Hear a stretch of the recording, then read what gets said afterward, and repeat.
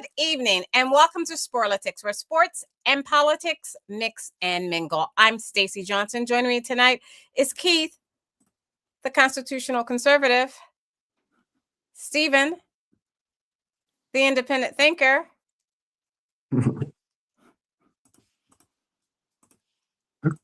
Aguna, Hello. the voice of reason, and my cousin Todd. We have a packed show for you this evening. First off, happy New Year. 2026 is here, and we can't believe it.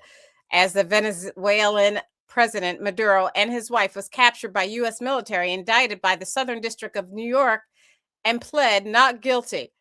NFL coach firings. Governor Tim Walz will not seek re-election for Minnesota governor. The United States Congress has an aggressive agenda this week. One, a 3-bill, 414-page fiscal year 2026 funding bill. The House GOP leadership expects a procedural vote tomorrow and a final passage vote on Thursday on legislation to extend the enhanced Obamacare premium subsidies for 3 years. And the House will vote on Thursday to overturn President Donald Trump's first 2 vetoes of his second term. Senator Tim Kaine, Democrat from Virginia, introduced a Venezuela War Powers Resolution, and it's on track to get a vote this Thursday. But Kaine is making it clear that he won't stop with Venezuela. Those things and more, if we can fit it in. First up, I haven't been talking in a while and I can't seem to talk correctly. All these mistakes. But first up, let me share NASCAR Steve Phelps resigns against with this texting scandal. Stephen, you may want to talk about that, but Okay. hold on, share the video.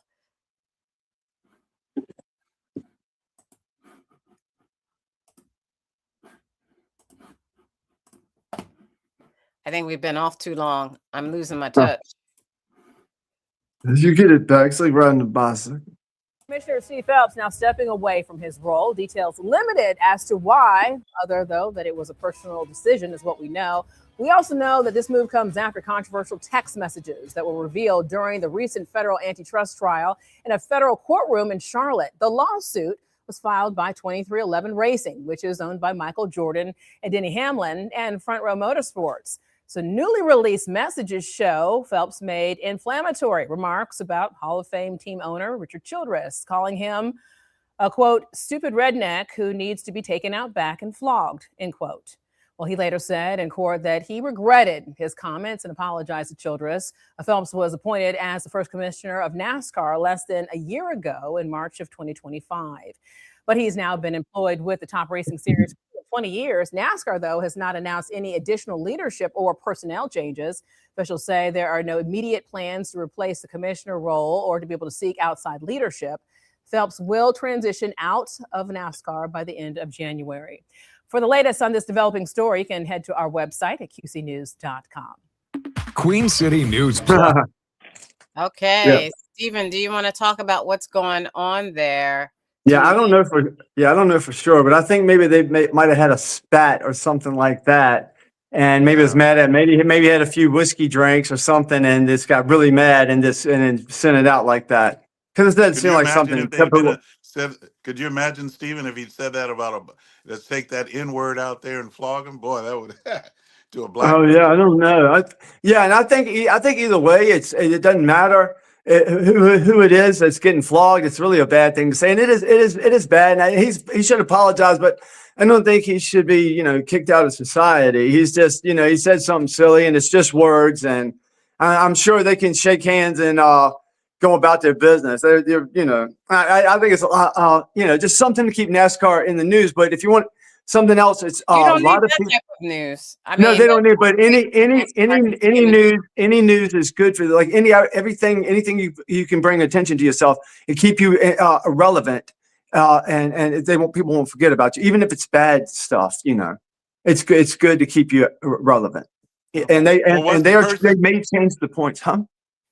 Stephen? The But person who said that, was he black or white? no. Everybody was white. We're talking about Oh, NASCAR, Keith.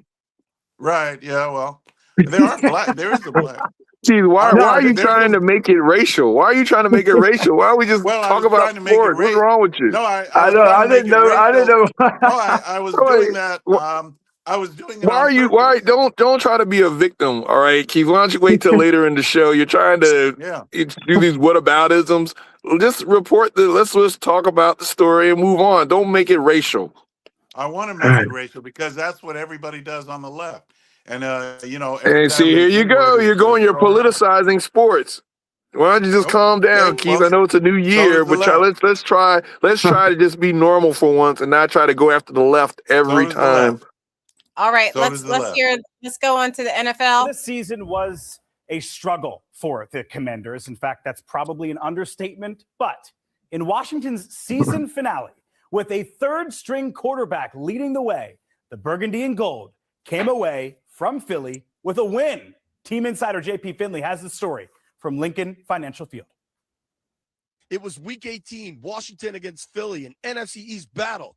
But most Washington Commanders fans were far more concerned about draft position than actually beating the Eagles. So what did the football gods do? Well, Washington beat the Eagles. It was kind of an ugly game, a lot of Eagles backups on the field. But Josh Johnson, the Commanders' third-string quarterback, was able to engineer a 2-touchdown late-game rally to get Washington the victory. Fourth quarter, and the Commanders are down 17-10. But that won't be for long. Josh Johnson finds tight end John Bates in the end zone. That's the blocking tight end's only third touchdown reception of his career. This game's tied up at 17. That's also Johnson's first touchdown pass since 2021. Later in the fourth quarter with the score tied and more from Washington. Josh Johnson calls his own number at the goal line, his first rushing touchdown since 2018. That puts Washington up 24-17.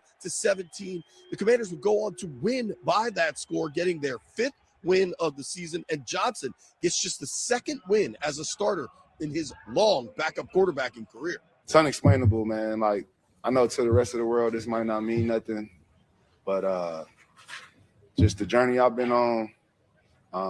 Last time I was in this building, I thought my career was over, and to just go out here and just win the day, not just win, but how we win, man. It was like adversity, interception. We fumbled a snap. Defense stood tall. But for us to come together as a unit and not waver and get this W, man, I think it was a great one. It's been tough. Lost a lot of players to injury and some really just tough moments. And so for me to see them, it was just cool to see the players who were able to battle for one another. That's what we said this would be about. I'm proud of the team tonight. They fought and they finished. Some important notes coming out of Washington's victory. Veteran linebacker Bobby Wagner, soon to be a Hall of Famer, he joined a very exclusive club on Sunday. He joined the 2,000 Tackle Club. The only other members of that, London Fletcher and Ray Lewis, true linebacking royalty. Washington also found out their draft position. They will have the 7th overall pick in April's 2026 NFL draft. Maybe that could have gone higher with a loss, but they won. Cover the Commanders in Philadelphia. I'm JP Finley. All right. Who wants to start with this? Steven, you are I'll go. Yeah. Start before we let Aguna in on it. Yeah, well, the Skins, the big story is the Skins fired both of their coordinators, offensive and defensive, and that's ridiculous. And it doesn't matter what draft pick we get; it's not going to make any difference in the world because we just lost our coordinators. The thing is, it wasn't anybody's fault. It was the coach just said it. We had so many injuries. Our quarterback, who is the number one person for our team, was out most of the year. Our first string, number one wide receiver, out. Our first running back, out at the beginning of the year, and just totally crippled us.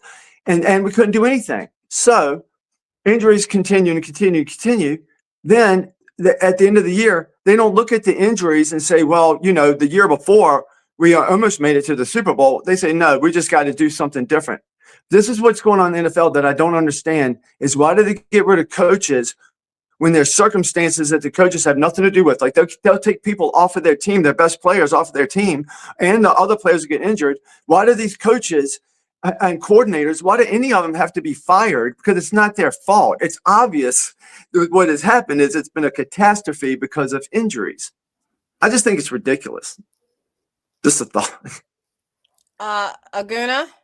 Yeah, I mean, I agree with Steven. This is one game. It's an interesting game because this is the only game probably the weekend where both teams pretty much lost. I mean, I know Washington got out of there with a win. You know, Johnson's only his second win in his career. He threw his first touchdown pass since 2021 almost. I mean, good for him because he's been in the league a long time. But, you know, to Steven's point about this draft position, even if they were to move up, you could probably move back to the 7th and pick up a couple later round picks because, to Steven's point, yeah, it was injuries. You know, when Jalen Daniels, and we knew there may be like this sophomore slump because of just the way the league is. But to get rid of your coaching staff, and you can see it with the Eagles, you know, it's hard to get continuity with these coordinators. So you start getting rid of offensive, defensive coordinators and then expecting to make a Super Bowl run the next year, it may not happen. It's going to be a lot of disruption. And so for the Eagles, I mean, going into that game, when they were going to start, and I was at the game, when they said they were going to start their third and fourth stringers, they're already basically saying that they didn't care what the outcome was. And with Detroit winning the way that they did and the opportunity to get the number 2 seed, basically Sirianni was saying, you know what, even if we were to get the 2 seed, it doesn't matter. We'd rather get healthy than go into the playoffs with a chance to get 2 home games, which is fine given the path that we see. Because I think both Chicago and San Francisco are banged up. So depending on, you know, how the first round goes, they still think they have a pretty good shot at, you know, making a run this year. But the play calling has got to get better. I was looking forward to seeing what Tanner McKee could do, but he looked horrible behind the backup offensive line, and we were just running all over the place. The play calling has got to get better going into the playoffs, though, because if not, it's going to be a one-and-done scenario. Hey, I gotta say, it was not a sophomore slump, Aguna. That's the only thing. Everything else you were dead on perfect. But it wasn't a sophomore slump when the quarterback was never on the field because of injuries. It would be a sophomore slump if he played every play and he had a miserable year. Yeah, just I was saying it mostly from the circumstance. He just wasn't available. You're right. I mean, right. I don't think it was because he wasn't talented. That's not a classic sophomore slump. It wasn't his fault that he wasn't out there. You know, you can only have a slump based on what you do, the plays you make or don't make. Not if you're sitting. Yeah, but even when he was on the field, though, you kind of had a sense that teams were playing him a little bit differently, given the fact that they had film on him. To your point, I think overall the team around him had injuries too. So a lot of, you had McLaren didn't get in there until later on, and then I was sad to see what happened to Zach Ertz, going out with an injury because he may have to retire.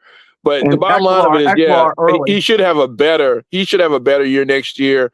I mean, even with the win, the fact that the Eagles went 3-3 in the division, so all the teams in the division beat the Eagles this year, right? So at the end of the day, the NFC East will be up for grabs next year. There's probably going to be a lot of high expectations. I don't know so much for the Giants, but I know, well, actually with the Giants because they have Scatterboo and Dart. So, yeah. I mean, I think it's more so ending the season on a high note and then seeing what happens with the draft and going into next year. Well, let me say a few things if you guys don't mind if I talk. It's hard. You guys don't usually like me to talk. But every time Aguna goes to an away game, the Eagles lose. I want Aguna to stop going to away games. That's not true because I went to the Commanders game in DC and we won. Okay, that's the one time. All the other times he goes to Dallas, he goes to California. I didn't go to Dallas this year, thank God. We still lost. I did go to California, we lost. Went to New York, we lost. It was probably one of the only games they won. Yeah, so it wasn't a good year. For the road trip. Every time you do this, Aguna, every year you think you're having fun, but you cost us a game. Stop going to away games for the Eagles. And the second thing I'm going to say, I said this when the Philadelphia Eagles, my favorite team, my only team, the Super Bowl champions, when they won the Super Bowl this last year, I said on the show, and I put a clip of it on TikTok, that our coordinator should be required to remain in their positions contractually for the next year after that. They should not be allowed to leave. And if they leave, they will get some sort of monetary punishment for that. And then the third thing is the second string quarterback, horrible for Philadelphia Eagles. Just horrible. He couldn't scramble. He couldn't run. Even our second string offensive line, our right guard, who was that? He couldn't guard for him.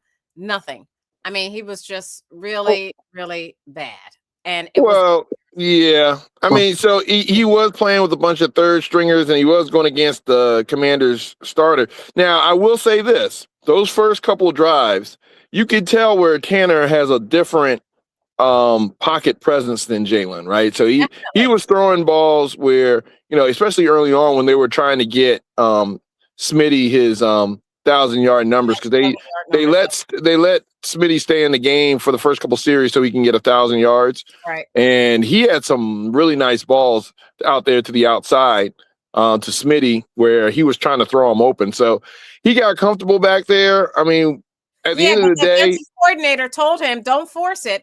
Let me call the plays so that Smitty get that 1,000 yards, but don't force it," because he knew Tanner wasn't used to being out there, and he didn't want him making a bunch of mistakes. I think the reason why we lost actually was because of Jacorian Bennett and that damn Killian Ringo who needs to be cut. I don't care if he went to Georgia. I don't care if he was part of that Georgia Dogs defense.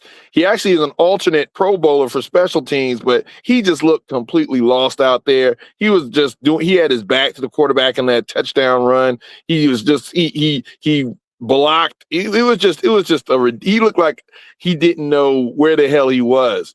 And so I just hope that no one gets hurt in the secondary during the playoffs, because if they have to put any of them dudes in there, it's gonna be horrible. It's going to be horrible. So I mean, there's a reason why those guys don't start. So there's a reason why they don't start, but they shouldn't be like they've never played a game of football in their life. They shouldn't look like that either. You know what I mean? Sure, they don't start, but they're still professional football players. They still should look better, and I'm sure they do have talent. I believe they have talent. I just don't believe they have gelled as teammates in a football setting. And that's the problem. They should be practicing them more regularly than they are. But I want you to continue on to postseason, Aguna, and talk about this home matchup between Mr. Pretty, which is Brock Purdy. I don't like him. Mr. Pretty and the Philadelphia Eagles in the Philadelphia Eagles home. Yeah, well, the 49er fans have been talking trash, saying that, they're still hurt from that NFC Championship game where we knocked Purdy out the game and went on to the Super Bowl.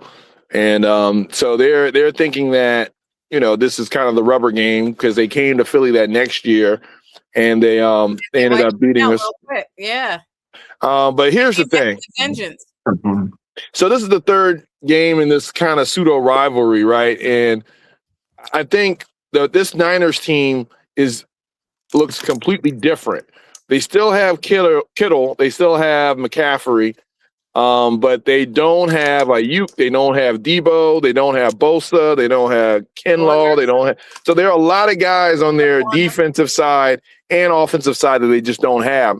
The Eagles should match up well. Now, what we don't know is what the Eagles play calling is going to be, because you saw the points that Chicago put up on the Niners. You saw how the Seattle Seahawks defense was able to keep them on the wraps offensively. So I think it's going to be an interesting matchup. It's playoff football, so you never know. But they're coming from the West Coast to Philly. It's a Sunday night game, so I mean the time may not be a factor, but the weather will be a factor in the sense of it's going to be cold. It's going to be in Philly. So the Eagles should get up for the game. And I will say this, Jalen Hurts in the playoffs is a little bit different.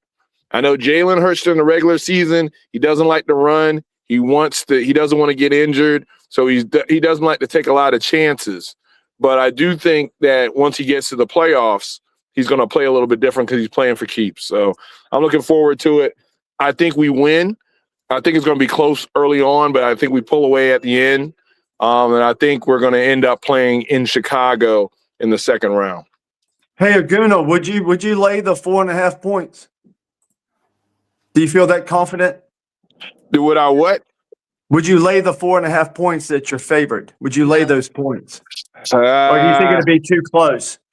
I think it's going to be closer in the fourth.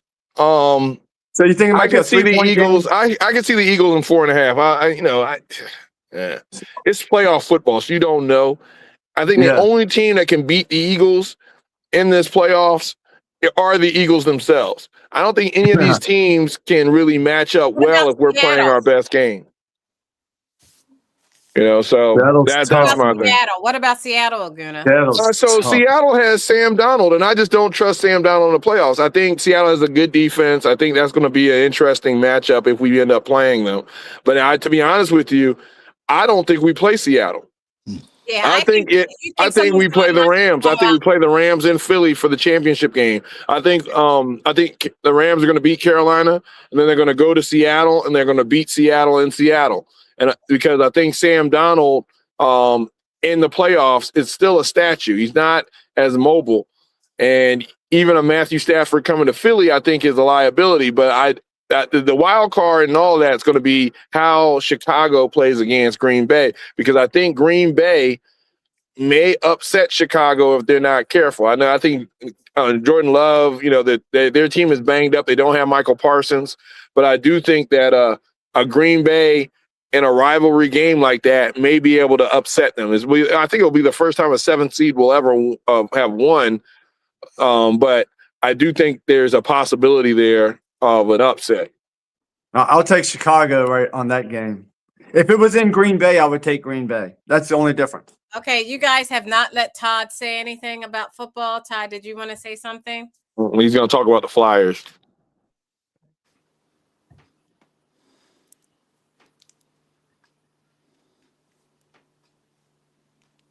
You think I could say anything? Todd is quiet. Cat got his tongue. That's what it is. It's that cat. Any other time he'd interrupt. Hey, it must be a new year. Somebody give that man his tongue back. Can't hear you. Okay. I was saying I will not take Green Bay. I would take the Devils. Right. America first. You would take the Devils, you little devil. All right. Here we go. More football. Firings increased the total of job openings to 6. Here's a rundown of who was dismissed. The Cardinals fired Jonathan Gannon after coming into the season with high hopes of contending in the NFC West, but finishing with just 3 wins for one of the worst records in franchise history. Pete Carroll, the NFL's oldest coach at 74, was fired after the Raiders had a 10-game losing streak before they posted a 14-12 victory over Kansas City on Sunday. 2 straight wins to end the regular season couldn't save Kevin Stefanski. He led the Browns to the playoffs in 2020 and 2023 and was AP Coach of the Year for both seasons, but he could never lock down a franchise quarterback. He went through 13 starters, including 7 in the past 2 seasons. The Falcons were 8-9 2 straight years under Raheem Morris and finished this season with 4 wins in a row and in a 3-way tie for first in the NFC South. Brian Daboll was fired November 10th after the Giants lost 8 of their first 10 games, and Brian Callahan was the first coach fired on October 14th after the Titans lost 5 of their first 6 games. 4 NFL head coach firings increased the total of job openings to 6. All right. We were just talking about that. Now, Gannon came from Philadelphia, right? Yeah, he came from Philly, but you also got to add Harbaugh to that list. You got to add Harbaugh from Baltimore to that list. Right. Harbaugh is from, for people like Keith, Harbaugh is from what team, Aguna? He's from the Baltimore Ravens, and he's also from the Andy Reid coaching tree. So he was one of Todd is Andy the Reid's. Ravens are in the playoffs. So how did they fire him? Who's going to coach him in the playoffs? Didn't the Ravens make it? No, they didn't make the playoffs. They missed the field goal. So Oh. you know the Steelers. You didn't see that kick, Stacey? That was like one of the most. That was one of the most controversial, and so that was kind of the that was the walk-off missed field goal. But the bottom line of it is these coaches, the Pete Carroll firing, I agree with, because I mean once a coach gets 74 years old, you don't need a 70. Andy Reid will probably be one of the last 70 plus year coaches standing, and then he may have a very short leash in a while because I mean it's just a different man's game now. They want these young coaches, they want innovative coaches. Pete Carroll experiment was just trying to get some seats sold out there in Vegas, so I could see that coming, even if it was just 1 year. You were hoping you'd hit lightning in a bottle with Geno Smith and Pete Carroll because they had a good year the year before, but it just didn't happen. The Stefanski, that firing is pretty interesting, and part of it has to do with the whole Shador quarterback carousel going on up there in Cleveland. But he was 2 times coach of the year, but he just never materialized into playoff runs for Cleveland. So I get them. I'm hoping that he may come down and be the offensive coordinator for Philadelphia. But I mean, he's really an offensive guy. But Cleveland again. It's kind of knee-jerk reactions. You had, the Giants are going to be looking for a new coach because they fired Drabel earlier this year. And then the Atlanta firing, though, is very interesting because I don't think they gave him a chance. I think Atlanta that was going funny. 8-9. Did you guys see that? I mean, what was so I think horrible about that was the owner of the Falcons, of the Dirty Birds of the South, went and gave that guy a hug after the press conference. I mean, a nice hearty hug. Another executive gave him a hug. They all walked out, and then bam, fired him. That was so. Yeah, because they knew they were getting rid of him. Goodbye. They were saying goodbye. Yeah, they were basically saying goodbye. I mean, they weren't going to let that dude. And the thing is, Atlanta is jumping into chaos here because 8-9 isn't great, but 8-9, you barely missed the playoffs. Had you started Kirk Cousins the whole year, you probably would have made the playoffs because I don't think Penix was ready. I don't know why they drafted Penix. I guess they thought he was kind of the quarterback of the future. They were rolling the dice there. But he was top 10, wasn't he? Wasn't he top 10? He was a top 10. Yeah, he was top 10. But they had Kirk Cousins right there. So, I mean, they would have probably been able to compete in the South for a couple of years with Cousins. And then, with this draft, maybe potentially, make a move here. But, they traded away a lot of their first. They don't have a first-round pick next year. So they're going to bring in a coach. And they fired the GM too, by the way. So they fired the GM. They fired the head coach. And so they're not going to have a number 1 draft pick. And you're going to do a coaching search and a GM search, in the offseason. And you really don't have any continuity there. So I don't know what Arthur Blank was thinking, but clearly they wanted to move on. They're bringing Matt Ryan in to be the president of operations. So he's going to be over a lot of very chaotic situation. Yeah. But yeah, I mean, so they might as well bring in Todd. Yeah, but look at Gunnar. Carroll, you can't pick on him about 74. He was with the Las Vegas. They didn't have a team. They got squished early. It wasn't the coach's fault. So I don't think the fact that he's 74 makes him a bad coach. I think he could be a good coach on a better team. Well, but I also think that the league is moving in a different direction when it comes to these old school coaches. Pete Carroll's old school coach, right? He had a great defense back in Seattle. He made a run. But it was name only. So we'll see. You look at the coaches that are in the playoffs now. Maybe Sean Payton. Yeah, but Pete has assistant coaches. Pete has assistant coaches that are young and vibrant. They do stuff. He just does the very head coach stuff, like makes the right decisions at the right time. He's not doing any play calling. But let's look at this kick. I didn't see the kick, but let's watch this. Made that trip to He's got wisdom. It was a long, cold night, but they are returning back to Baltimore. Yeah, Stephanie Douglas is live outside Jimmy's Famous Seafood with their reaction. Some of them got back early this morning on a bus, Stephanie. Their mood, it was not that great, Stephanie. Yeah, not so exciting. So this morning, as you saw, some fans were returning back to Jimmy's Famous Seafood from their trip to Pittsburgh. And yesterday, they were filled with high hopes. However, after a devastating loss to the Steelers last night, some fans are calling for changes to be made. Now, just moments ago, this is video that WJZ captured of fans getting off the bus from a long 4.5-hour trip from Pittsburgh. Not too happy. Now, if the Ravens had secured a win, they would have been in the playoffs and hosted a game next Monday night at M&T Bank Stadium. However, a missed game-winning field goal by rookie kicker Tyler Loop dashed those dreams. Now, this morning, let's hear from Ravens fans who are reacting to last night's game. She felt like with the 14 seconds left, they could have got another playoff before they tried to kick the field goal. I just feel like something most definitely needs to change with defense. I don't know if it's the players or if it's the coaching or if it's the their strategy, but something needs to change with the defense. Now, the Ravens season has officially ended, and some fans are saying that they're waiting to see if and what changes will be made so they can be better next season. Reporting live on your corner this morning, I'm Stephanie. All right. I thought that was going to show me the kick, and it didn't, so I'm pretty ticked off. I wanted to see that kick. I didn't see it, but I see Todd came back on just in time to say something, and I don't know what it is. What were you going to say, Cousin Todd? I was just talking about that kick was he hit the poles when he was. See, the thing is, when these guys get out there on the diamond, they've got to use their strategy. And if they line up and they get their forwards out in front, they'll be able to score a home run. I'm gonna write that down. I'm gonna use that next time I need it. Yeah, that's fine. Thanks. You steal anyway, so go ahead and steal it. Stealing when I should have been robbing. All right, so we're going to move on to politics, and I know Keith will be glad about that. Let me share my screen. It is the anniversary, 5-year anniversary of January 6th. You all remember when we were here talking about it when it actually happened, January 6, 2021, we were on live. Let's see what this report says, and then we'll discuss it.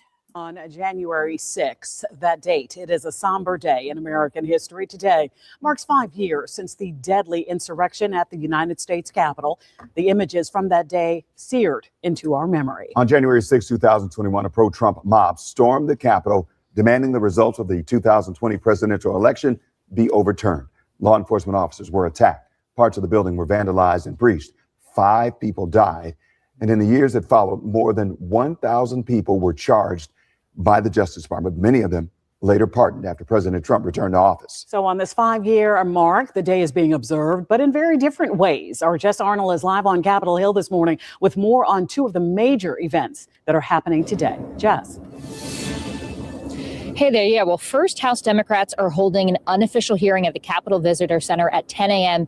to, as they term it, quote unquote, set the record straight on the violent insurrection carried out by Donald Trump supporters. Now, we're expecting to hear from former law enforcement officers, as well as some state officials, some people who were inside the Capitol on the day of the attack 5 years ago, and former January 6th Select Committee Chairman Benny Thompson.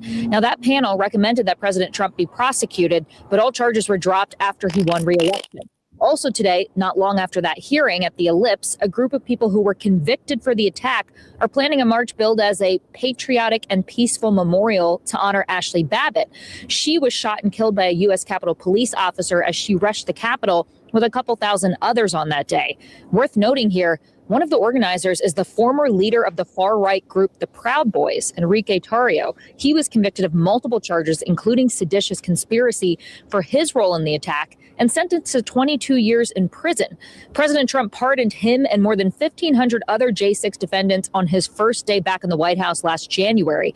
Now, the march plans to follow the same route that this mob took in 2021 from the president's speech when he told the crowd, quote unquote, peacefully and patriotically, and to fight like hell. More than 140 police officers were injured in the attack, but a plaque made in their honor is still not displayed in the Capitol, which is required by law. Speaker Mike Johnson hasn't even formally unveiled it.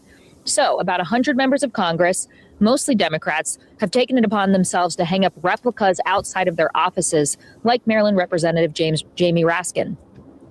Those officers need to be honored. They should have a very important place in American history and certainly in the history of this institution. But it's not just for them, it's also for the members of Congress, so people won't be tempted to play political games with actual historical events. Now, two of the police officers who defended the Capitol on that day have filed a lawsuit last year trying to compel Congress to display that plaque. The DOJ is currently trying to dismiss that lawsuit as President Trump continues to downplay the moments of January 6th, 2021, calling it a day of love, while most Republicans here now at the Capitol continue to turn a blind eye to that day's events. Guys. In the name of Christ, we rebuke you, Satan! We rebuke you, Satan! We rebuke you, you demon! You demon! Why are we watching this, man? Demon! You demon! You demon! Why are we watching this?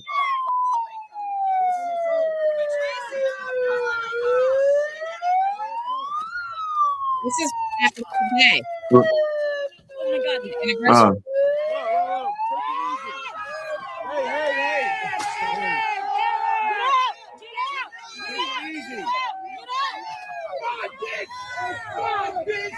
Get out of here! We rebuke you in the name of Christ, you demon! Jesus is king! Jesus is king! Jesus is king! We rebuke you, you demon! You! It's on. Counter protester both of the original January 6th and this one. Hit someone? Yes. Yes. Old lady, we got it all on camera with her bullhorn. You're under arrest, girl. Yeah, baby. Thank you, Secret Service. Thank you for your service. Have a nice life. Feel good? Feel good? We rebuke you, Satan. Back up, guys. Back up. Everyone back up. USA! USA! USA! USA! USA! USA!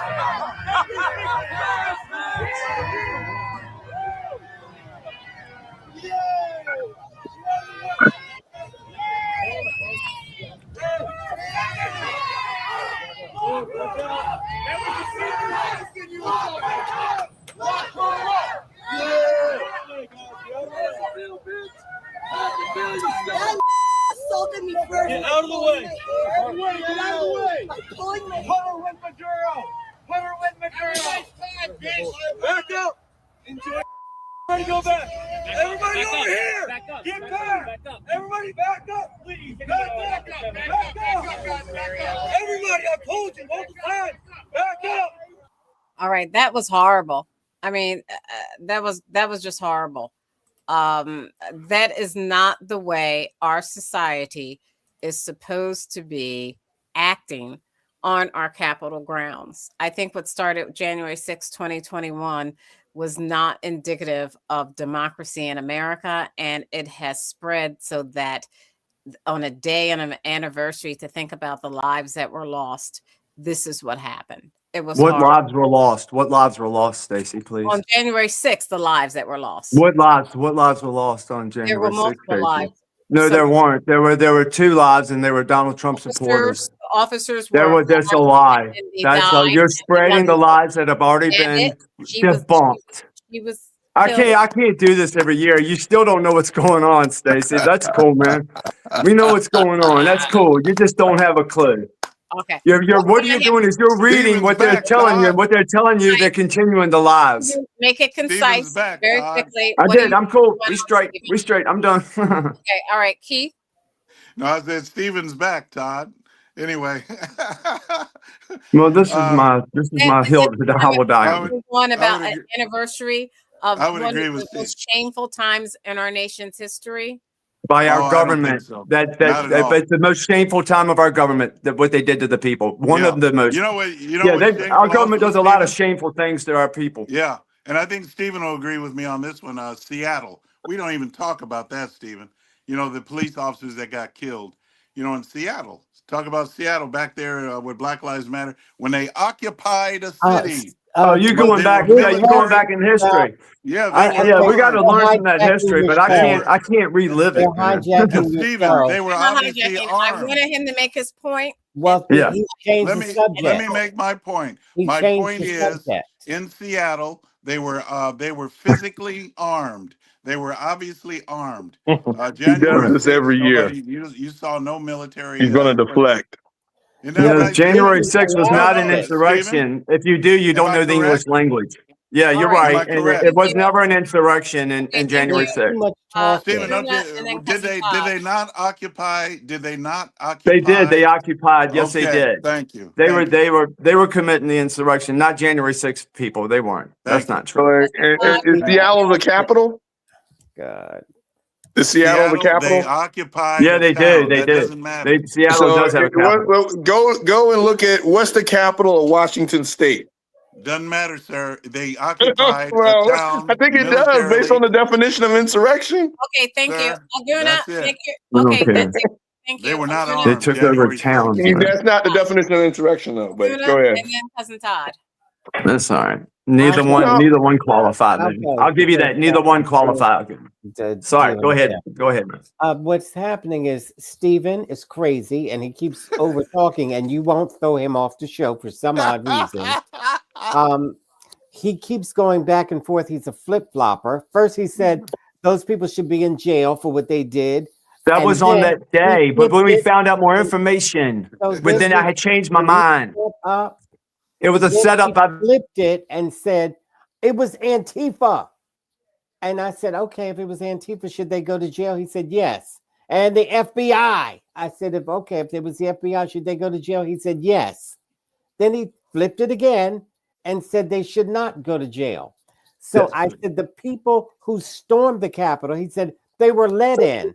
And so we showed the Yes, clip they of were. them storming They the were let in. Capitol. We can't Yeah. relive this every people- year, man. You've already been debunked. We can't relive this every You year. won't let him up, Stacy. You have to mute him. So the people who stormed the Capitol weren't Yeah. just let in because you saw them storming the Capitol. They were let So in. those people, Keith said, should go to jail. That's what Keith said. He said, my friend Michael was there, and she said she would never do that. That's so right. she knew better. But Keith Why and are we Stephen even going? said Why are we they should- revisiting this? because this is, hey, dumb, hey, stupid, this is the anniversary. That's why we're discussing it, dumb. Go back to Fox News. So anyway, Stephen and We Keith don't do both any said other anniversary they of would- something that was like Stephen bad and that Keith, happened can on, you throw him what off other the field? anniversary do we do besides Stephen and January Keith 6th? said Nothing they else. should be in jail. Do we do And so now do we do school? that Trump allowed them to get out of jail, even the people who committed crimes and beat the police up and that kind of a thing. That's wrong. Stephen and Keith both said that's wrong. They both said those people should be in jail. They Well, the both police said department was those burned were down the in FBI and Antifa. So Didn't they they burn should the be in police jail. up? Now all of a Antifa sudden, and the they should be FBI in never went to jail. jail. Antifa and the FBI didn't go to jail. Innocent people. Okay, Aguna. Yeah, I mean, I know we're talking about this because of the anniversary, but I mean, wrong is wrong. I think it's time, in this new year, 2026, they shouldn't have gone and stormed the Capitol. All right. The voters spoke. And when you go in there because you don't like the results of an election and you try to take it upon yourself, you can't storm a military base, can't go on to government property like that, whether it's Antifa or wherever you want to deflect to. Those people that went up there on January 6th were wrong. Right. Now, again, No, that was a 274 FBI agent. 274 FBI agent. Let me finish my point, please, Stephen. You ain't got no point. All you doing? Can I finish my point? No, you don't know what I'm about to say. You don't know what I'm about to say. Don't Well, say you've it for lied so far. No, I have not lied. They shouldn't have. They were trespassed. They didn't go by the gift shop. So now 5 years later, what we've seen through an election, because Trump was reelected, that no matter what happened on January 6th, the voters did not care. They reelected him. So as we reflect on what happened, both points can be true. It can be true that, hey, these people that were butthurt because Trump lost the first time don't have the right to go and storm the Capitol. But by the way, he got reelected, so the people have spoken. Now we can move on. So to sit here and try to go through it and say that it didn't happen, people are lying, that's ridiculous. No, it's been no, it's not ridiculous. What you're saying is ridiculous. Respect the law. They didn't go by the gift shop. They didn't get the pass. They should have been there. On the other side of the building, they were let in. There was over 1,000 people that went to prison.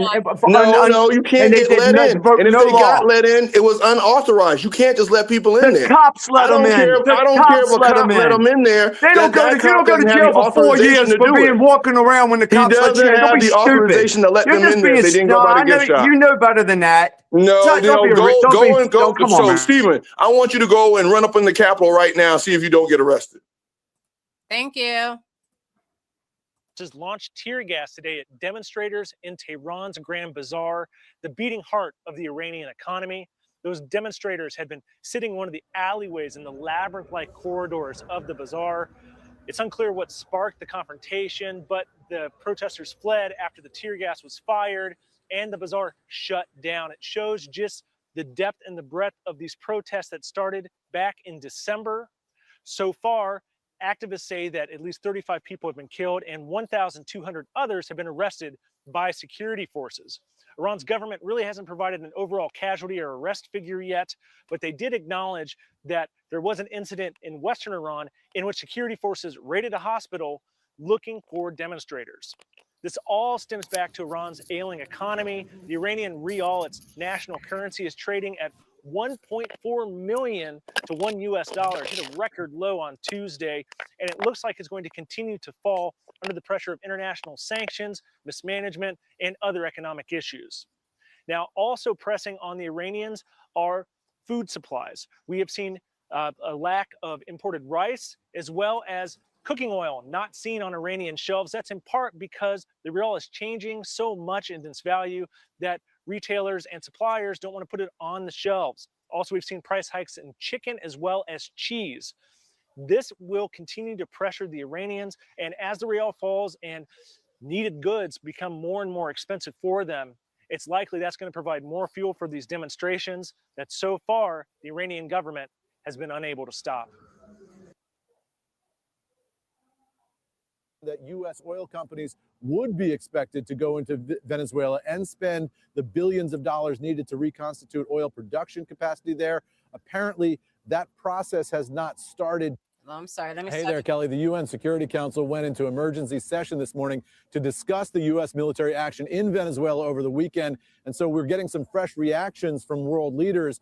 Venezuela's UN envoy told the body that the country's institutions are functioning normally today, that the constitutional order has been preserved there, and that the state is exercising effective control over its territory. Now, separately, Turkey's leader, Recep Erdogan, said that he told President Trump in a phone call that, quote, Venezuela must not be dragged into chaos, and said Turkey will continue to stand with the people of Venezuela. And finally, multiple oil companies have told CNBC's Brian Sullivan that they have no plans to enter Venezuela. Now, that's interesting because you heard the president say over the weekend that U.S. oil companies would be expected to go into Venezuela and spend the billions of dollars needed to reconstitute oil production capacity there. Apparently, that process has not started just yet. We'll wait and see if the White House has any communication with those oil executives in the days and weeks to come. Kelly, back over to you. Eamon, what other response should we expect, I should say, from the White House? Maduro, as Contessa will elaborate on in just a moment, did plead not guilty. I think he said something to the effect of, I'm a decent or honest man. And so they still have to sell the American public on kind of the rationale behind all of this and give us a sense of what's to come now. Well, there's a lot of good questions around that. I mean, first of all, what's to come in Venezuela? The Vice President, Rodriguez, is somebody who was defiant over the weekend, calling for proof of life of Nicolas Maduro in the immediate aftermath of the strike.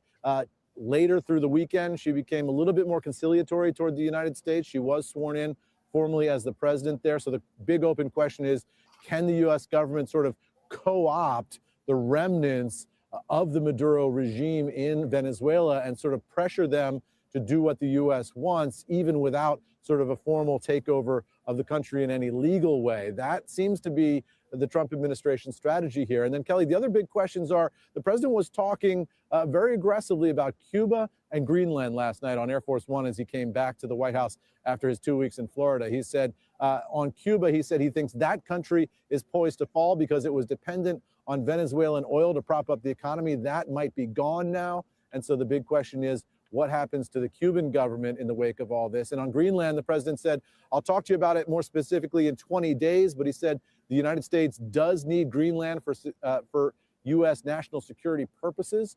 So one of the big questions there is, does the president have any designs on the nation of Greenland?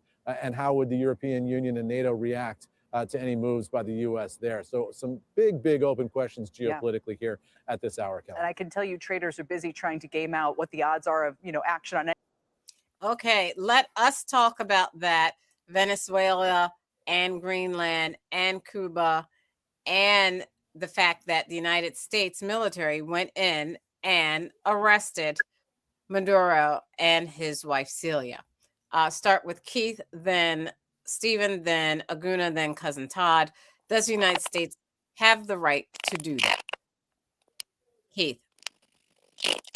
Yes, they do, because that affects us. All right, Keith, Keith, you should leave and come back because you are breaking up really bad. I don't know what's going on. Leave and come back, and we'll hear from you when you come back. Stephen. All right, hold up, time out. What is actually going on? I didn't vote for any of this.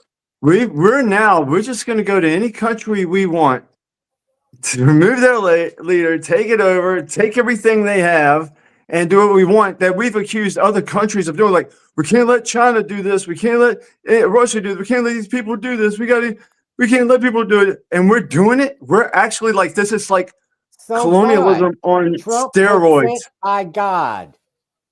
Oh my God, what is going on? No, you don't go to Venezuela. No, you don't blow up those ships. No, you don't murder those people. Not? We don't know Why what not? was on those ships. Huh? Donald Trump was sent by God, according to No, you. man, I know what you're saying. I know what you're saying. And no, but what he's doing is anti-Christ. What he's doing is anti-Christ work, is what Donald Trump's doing.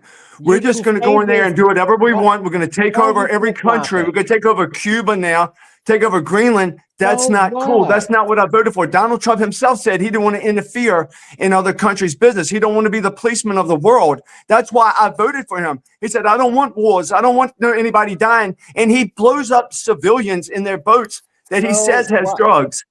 That he says all of that is BS. You know what they could do? They could stop those boats and see what was there. And if there was on drugs and put the people in jail forever, you've accomplished the same thing, and you didn't have to murder somebody. Donald Trump murder is not cool. Donald Trump is a murderer.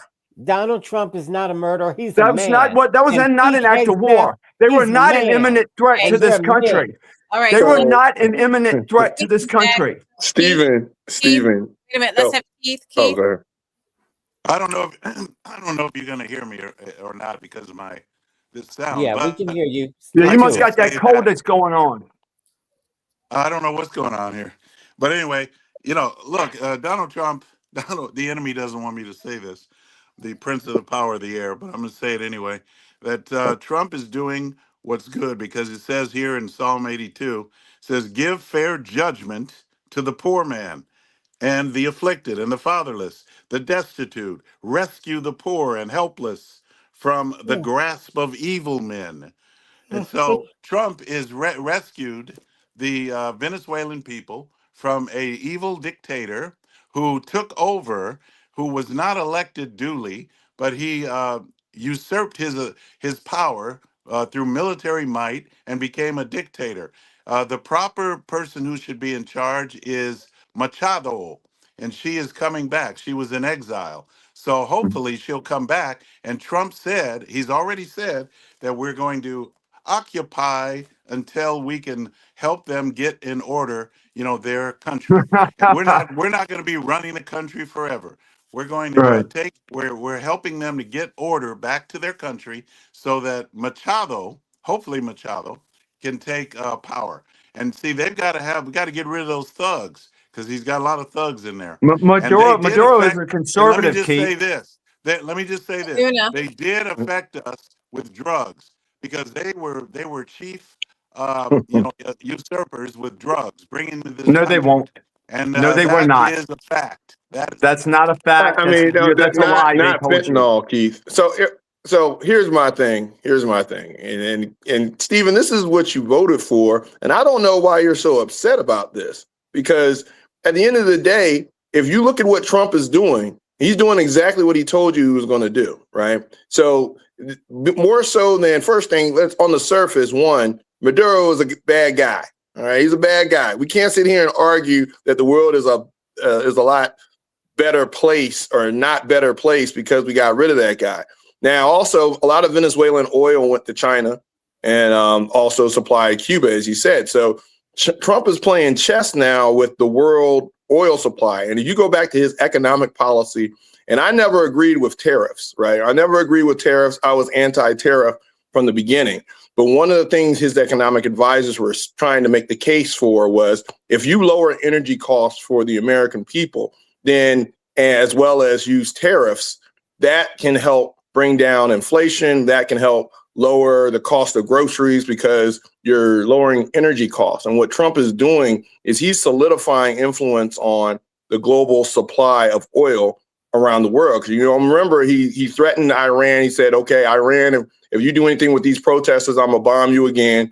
He also did this action in Nigeria, and he worked in conjunction with the Nigerian government to gain influence because, again, oil producing country in Nigeria. Now he's taking over Venezuela, which now he's using that as leverage because a lot of his tariffs weren't working against China. China actually has a trade surplus now because they use other supply chains. So now he's going into Venezuela to disrupt their ability to get oil from Venezuela as another bargaining chip as he puts pressure on them from an economic standpoint. And then you look at what he's doing with Greenland. He already promised that he wanted to put together this iron dome around the U.S. to protect from intercontinental ballistic missiles. So he's saying, hey, you know what? In the best interest of the United States, if NATO's not paying their fair share, we're going to go to Greenland and we're going to occupy Greenland. And we're going to use that to disrupt any type of oil or any Russia to China to any activity in the Arctic Circle. So he's doing exactly what he's telling you to do. He actually announced the new battleship, Trump-class battleship, which I don't agree with because I think the Navy has gone beyond the battleship. But the concept of it is that you have this floating ballistic missile headquarters that you can roll up outside of any country, in particular outside of Taiwan, and then exert pressure on China. So I don't necessarily agree with a lot of this stuff because I understand there's nuances to the legality of it, but I understand exactly what he wants to do. And I understand exactly the risk that he's trying to take. And if it actually works and he can actually influence and again, we don't have oil infrastructure because it takes a very long time to build a refinery in this country due to environmentalists and stuff like that. He's saying, okay, fine, we'll incentivize American companies to go into Venezuela, fix their oil infrastructure. That way we're not polluting our own soil.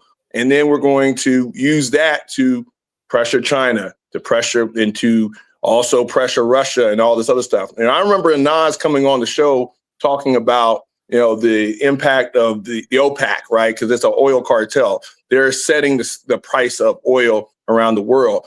Now Trump is saying to offset that, we're going to take advantage of these other countries. Therefore, we can set the price of oil. And if we set the price of oil and lower energy costs for American citizens, again, he hasn't articulated this very well because American people probably don't really care about it. And the news media probably isn't framing it this way because they're just saying, hey, Trump is going in here causing all this trouble. But if he actually does what I'm saying and he actually uses leverage for China and lowers energy costs, these tariffs that he's putting together may actually work, which I still don't agree with. I think eventually they're going to pass them down to the American consumer, but I understand what he's trying to do. Do I agree with it? Not completely, but you look at it as just he's going around killing people. No, he's trying to put America first. He's trying to put America in a situation where we can transactionally exert influence.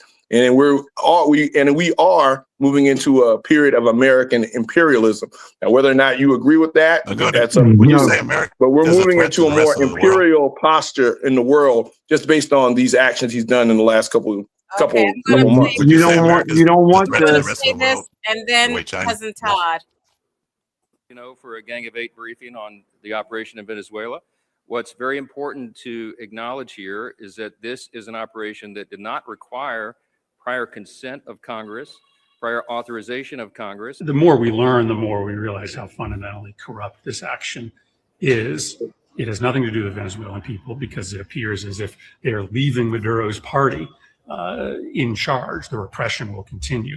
It has nothing to do with drugs coming to the United States because Venezuela wasn't sending drugs to the United States. They were sending drugs to Europe. Increasingly, Donald Trump is saying out loud that it's just about the oil. Look, I can tell you, as Speaker of the House, as the person who's in charge of defending Article 1 powers, I'm just going to insist. Because he lied. Those have not been traversed in any way by what happened here. He's not necessarily lying. Right back to He's repeat always that lying. the U.S. will now apparently run Venezuela for a while. He never said it wasn't about the oil. On. No plan, no clarity, only chaos. But simply saying now we're going to run it based upon a fleet offshore, I have no idea what that looks like. And the idea that somehow the Venezuelan oil is going to pay for this operation, that was the exact same argument used in Iraq. That didn't come to pass. Okay. He didn't have Trump in there. So, If China did this, nobody would like it. If China did this to Venezuela. But we're not China. We're America. No, I just want to make one point. I just want to make, just before we talk about Congress approval, just remember, the only approval rating lower than Donald Trump is actually Congress. So I sit agree. here and say that we need congressional approval to do something that we don't, and Congress isn't a very popular amongst the American people right now. Just think about that as we continue this conversation. Okay, cousin Todd. But still, they should get it. Whether Congress is popular or not, right? We're supposed to. We can't just go into another country and run it because then we can't say anything to Putin. Right, Todd. And so, therefore, but we haven't said anything to Putin. We want him out of Ukraine, don't we? Is anybody going to come try to kick America out of Venezuela? I'm sorry, Todd. Go ahead. You're making a beautiful point. No, I mean, but we already said we don't care about the Ukraine. We didn't say that. Who said that? We said it when we didn't approve funding, and it was an issue when for the voters. They're still funding it. They're still funding it. No, that was Donald Trump. And this was people like Keith and Stephen who get confused by Donald Trump. And so they flip-flop, especially Stephen. No, he's evil. Oh, he's a godsend. Oh, he's a dictator. Well, he's Stephen, you go back and forth. He is who he's based always on the been. evidence he gives me, based on his actions. When he murdered people in them ships, I was done with him. When he murdered them, I was done. For the greater good, Stephen. It's for the greater good. It's for the prices at the pump. But you don't murder for the greater good. That's cowardly act of. Okay, go ahead, cousin Todd. Why do you all keep talking? You're not letting him finish. Yeah, I'm terrorism. Finished. I'm finished. So Todd's finished. Let me say that concludes our show. We are out of time. I'd like to dedicate this show to Todd's nephew, our cousin, Robert Linwood Guy. The second. We lost him last week, and we will lay him to rest this Saturday. And we miss him terribly. We love him. And this is really, really hard. It's really hard for our family. Sorry to hear that. Sorry to hear that. Praying for you. Very, very, very hard. Robbie was a very integral part, very happy part, a very good part of our family. And he will be forever missed, but he continues to live through his daughter, Lady London, Malaysia, and we'll never forget him.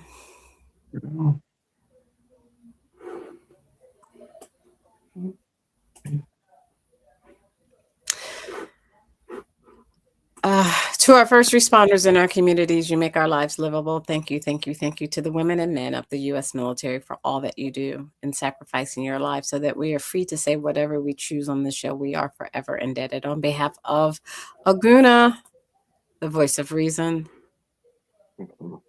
Keith, birds.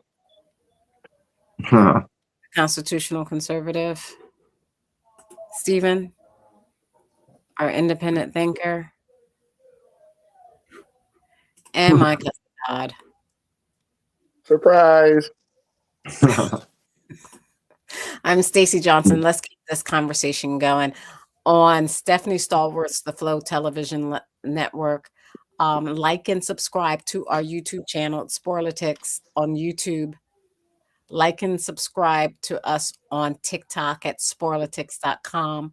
Like our page on Instagram at Sporlitiks. Check us out on Twitch and X. Thank you for joining us. We'll see you next week.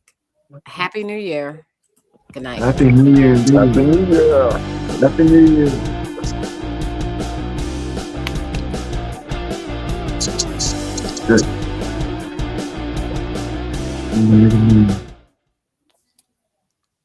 All right. Stephen, you need to bow to your king. Okay? You need to bow to your king, and the king can do no wrong.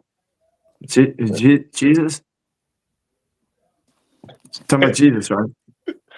Well, Jesus is, you know, Trump is a tool of Jesus. Maduro is a better person than Donald Trump is. Maduro is really, man. Keith, I don't know what's going on. We're going to have to work you and I on what's going on with your sound. He outlawed No one else's porn and sound is abortion. doing that but yours. No one's sound is doing that but yours. I think he's got a frog in his throat. Say that again. Drink some Keith. water. Because I'm speaking the truth. That's why it's happening. Oh, now it's now you're fine. Maybe you're speaking in tongues and we can't understand you. No, I'm speaking the truth. That's why, the enemy We is can't upset. understand it. So, Yeah, Keith, that's all right. Stephen, was Maduro a threat to the United States? Was he an enemy of the United States? Yes or no? Absolutely not. And he wanted to have a meeting with Trump before all of it went down. He didn't. He was going to work with him. He said, "We'll figure something out." But they wanted to get him out. They wanted to put their own person in that would deal with another country. But Keith, he outlawed porn, abortion, child trans surgeries. He outlawed gay marriage, and when you lend people money and then you have your interest is unreasonable high, it's way too high. He outlawed that too. And there's a certain country that does that, that's famous for it. And they've been kicked out of 109 countries. So the people that you're backing, the people that you're with, and the people on Fox and the people on CNN, they're all together, man. All of the media is a joke. It's all a joke. You got to look for yourself. You got to look right inside here, man. You got to look right inside your own heart.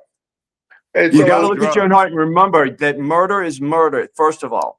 And good is good, and you can't steal. He What about covets. the fact that he usurped authority over the people? He the elected person. What about that? He Who did what? He That's did. not, He wasn't. we had an election that was stolen that we said. What if another country came here and got it straight? Would you want China to come here and fix our election? I'm talking about Venezuela. Venezuela had. I know you are, but I'm saying, would you want China to come here and fix our election that we said was fraudulent? Do we do a lot of bad things? What is Maduro actually doing to the rest of the world that's so devastating? Is he committing a genocide? Is Maduro committing a genocide that he condemns the genocide, but Donald Trump pays for it? So Keith, who's the bad guy? Well, who's the bad guy? Donald Trump pays for the genocide. Maduro said he's against the genocide.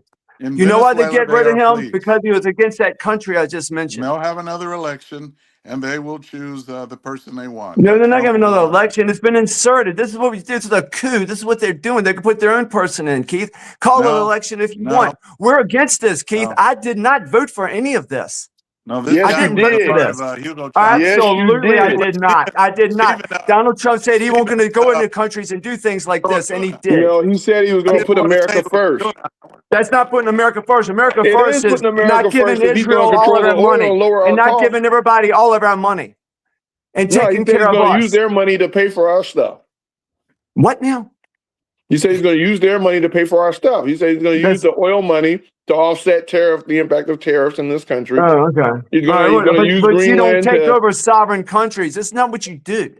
When did we start? I mean, I know we've done it before, but at least it was in the background, and it was right in front of your face. It's like, I want this country, I want this country, I'll take this country. You know what? Eventually, that's going to come to our country, because this group, the conglomerate group that is doing this right now, they're going to be so powerful. They're going to say, we want America, and we want these people out of here, and that's you, and that's you, and that's you. And that's you. Steven, Trump is from the 80s. You know, when he said "Make America Great Again," he was talking about the year 1983. And in 1983, America was at its peak when it came to, you know, the economy. At Reagan economy, we had we were going into Grenada, Nicaragua. We had gotten rid of the Ayatollah in Iran. We were at the height of America propaganda in this country in the mid 80s.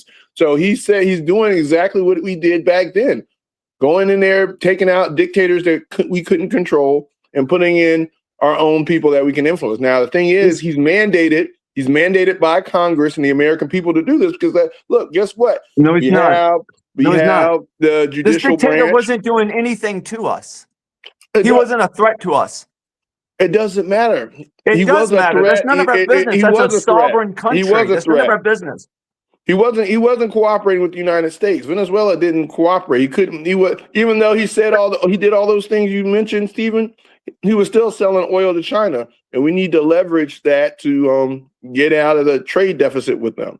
So now that we control the oil, this issue. It's all about money. It's all to help oil companies. All about helping banks. It's not. We're going to get the little bitty crumbs like we get. But these people are getting more and more powerful, and they're taking over the world. And then AI, everything they're doing economics for AI. If we lower energy costs, like I said, if you lower energy costs by controlling oil, then maybe the cost of goods and services in the U.S. will go down. And that way our kitchen table, that's the idea. That's what his economic advisors have been saying all along. That's what they were saying during the election. And that's what he's doing. So he's trying to put the thumb on the scale by going into these countries and making deals. And that's what you elected him to do, make deals. I didn't like him to do this, go into other countries and shake them up. That's not what I did. That's the art of the deal. Have you read the art of the deal? I don't care. No, you can't. If it was China doing it, we'd have a problem with it. Art of the deal. If it was Obama blowing up ships, negotiation. they would have a problem with it if it was Obama murdering people. Of That's course they blatant would, but in your face murder. Of course they would, but this is the hypocrisy of it all. Keith has become a populist conservative. Okay. No, he's just an apologist for Trump. That's it. Trump can't do no wrong. Trump could shoot any of his family members, and he'd still apologize for him. Say, everyone, Trump is having a bad day. Come on. But Steven, Steven, I will say, you knew this was going to happen. You knew this was going to happen. He's done this his whole career. He's done these type of things. But I am shocked. But yeah, that he always says he's going to do something, he does something else. And everything he does is for his own interest. And that's it. That's the first thing he does. Good night. He's Donald Trump first, not America first. Well, we all knew maybe that we could get a crumbs like you said. But all right, good night, Stacey. I love a good crumb. Thank you.